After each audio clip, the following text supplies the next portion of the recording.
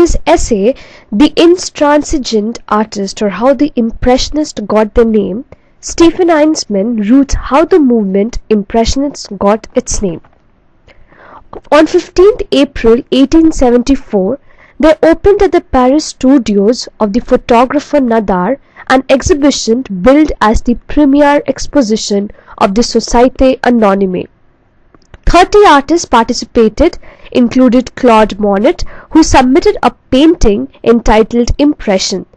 Within a week, the terms impression, effect of an impression, and quality of impressions were employed in press accounts of the exhibition, in particular referring to the paintings of Monet, Renoir, Sisley, Degas, Pissarro, and Cézanne. Louis Leroy was apparently the first to speak of a school of impressionists in his now famous satirical dialogue published in Le Charivari on 25th April, while it was Jules Castagneri who described Impressionism for readers of Les Ciales on 29th April. The name apparently stuck, and 3 years later, in February 1877, the Society itself accepted the sobriquet, voting to call its imminent third exhibition the Exhibition of Impressionists. Thus, the organization went on to have 5 more exhibitions, the last in 1886, and its members to remain in loving art historical memory simply as the Impressionists. Eisenman is concerned with 2 arguments. First, the accuracy of the account. How common was the term Impressionism in the period between April 1874 and February 1877, and why did Société Anonyme adopt a name that had been used in mockery?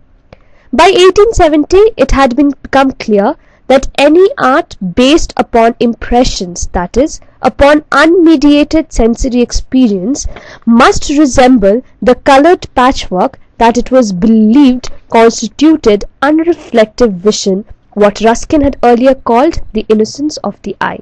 In that year, Theodore Duret said of Manet, "He brings back from the vision he cast on things an impression truly his own. Everything is summed up in his eyes in a variant of coloration. Each nuisance or distinct colour becomes a definite, a particular note of the palette." From my understanding, Impressionism in 1874 thus connoted a vaguely defined technique of painting and an altitude of individualism shared by an assortment of young and middle-aged artists unofficially led by Manet. The word intransigent also appeared and continued to gain in popularity until the Impressionist self-naming in 1877. Now the French word intransigent, like the English intransigent, is derived from the Spanish neologism los intransigentes, the designation for the anarchist wing by the Spanish Federal Party of 1872. Does it constitute a revolution? Asks Castagneri of Impressionism. Castagneri states individualism was deemed an essential instrument for the emancipation of citizens from debilitating ties to formal political, economic, or religious dogma. Serving as a description of unbridled individualism, Impressionism assured politically moderate critics that the new art had both broken with increasingly discredited salon conventions and remained unsullied by any troubling radical affiliation. Eisenman now gets on to explore the connection between intransigent and impressionist in politics and art. Tourmaline claims that the fundamentals of the new art were derived from the principles of the political intransigence.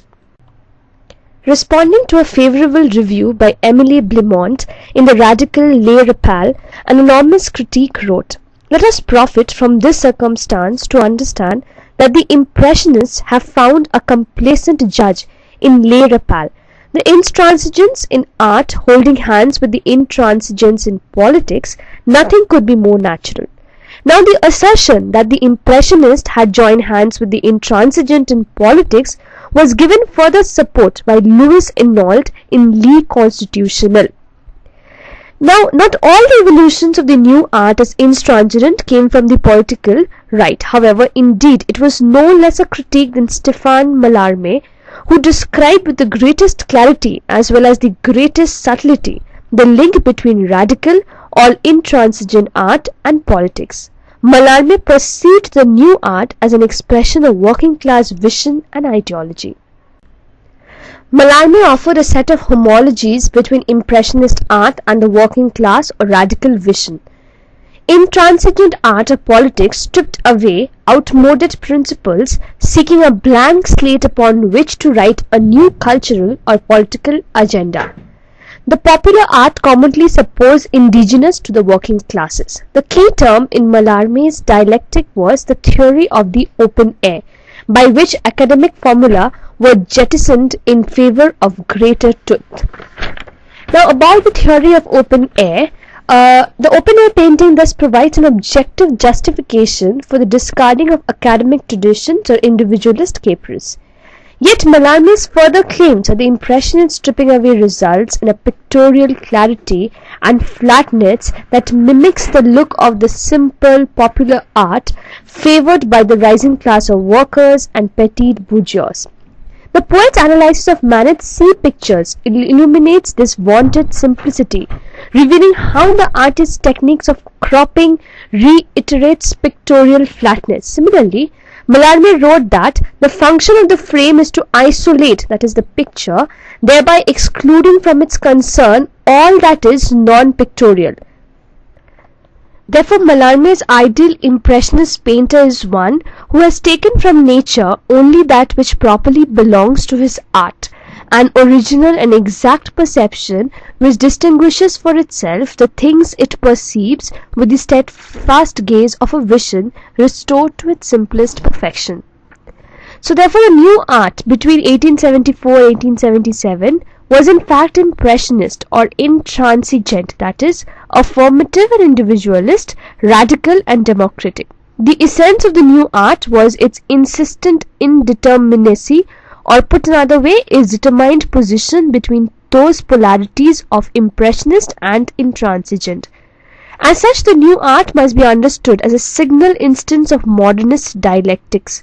On the other hand, works that primarily explore their own physical origins or constituents, like Renoir's simple formula, Mallarmé's simplest perfection, and their intransigent rebukes to a society that seeks to tailor all culture to its own interest. On the other hand, the apolitical self-regard of modernist art creates an environment favorable to the eventual industrial appropriation of the work.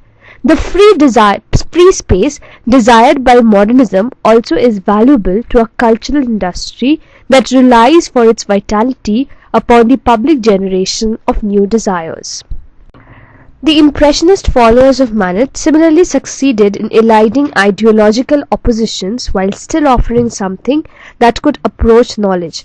The evidence of that knowledge is in the pictures, for example, in the decomposition of figures and their resurrection as shapes, the evidence of the new painter's success in eliding comforting social oppositions provide the aporias that dominate criticism of the new art, that is, the free space between Impressionist and intransigent. Ambiguities of the new art is based on the assumption that it was deliberate steps by the artist to create a zone of aesthetic freedom that could remain autonomous from political polarizations. Renoir's rejection of the name further fueled critical uncertainty over the new art, and the prolonged ideological antinomies to prevent painting absorbed into cheap tinsel. Success of the new art is apparently owing to the manner of style adopted by Manet and the refusal of a proper name by Renoir. Manet chose to expose the Enlightenment fissure between subject and object, or word and thing, through an art that called attention to its status as fiction. He also refused romantic symbolism and Jacobean tradition. In conclusion, I would like to say that realism meant to an Impressionist that the painter ought to record the most subtle sensations of reflected light. In capturing a specific kind of light, this style conveys the notion of a specific and fleeting moment of time. Impressionist painters like Monet and Renoir recorded each sensation of light with a touch of paint in a little stroke like a comma. The public back then was upset that Impressionist paintings looked like a sketch and did not have the polish and finish that more fashionable paintings had. But applying the paint in tiny strokes allowed Monet, Renoir, or Cassatt to display color sensations openly, to keep the colors unmixed and intense, and to let the viewer's eyes mix the colors.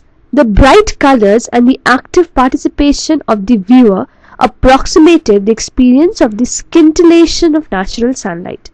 The Impressionists remained realists in a sense that they remained true to the sensations of the object, although they ignored many of the old conventions for representing the object out there. But truthfulness for the Impressionists lay in their personal and subjective sensations, not in the exact reproduction of an object for its own sake. The objectivity of things existing outside and beyond the artist no longer mattered as much as it once did. The significance of outside objects became irrelevant. Concern for representing an object faded, while concern for representing the subjective grew. The focus on subjectivity intensified because artists became more concerned with the independent expression of the individual. Reality became what the individual saw. With Impressionism, the meaning of realism was transferred into subjective realism, and the subjectivity of modern art was born. Thank you.